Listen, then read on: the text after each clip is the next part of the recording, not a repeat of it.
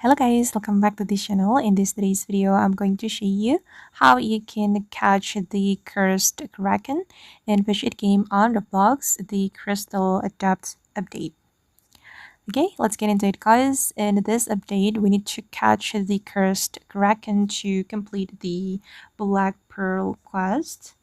I don't know why they added this mission or this quest. We need to bring Captain a Cursed Kraken. And this is a secret fish, guys. If you want to get this fish, you need to have at least the ghost fin rod. And unfortunately, guys, I haven't completed the deep sea quest yet, so I don't have the ghost fin.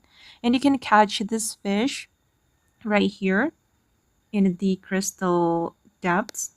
So you just need to fish here, and this is the Kraken, the Cursed Kraken. And my rod to catch this secret fish.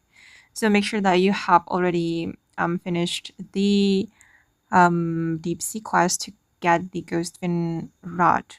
Or I think we can use the angular rod. I don't know, but it will be better if you have the ghost fin rod. Okay.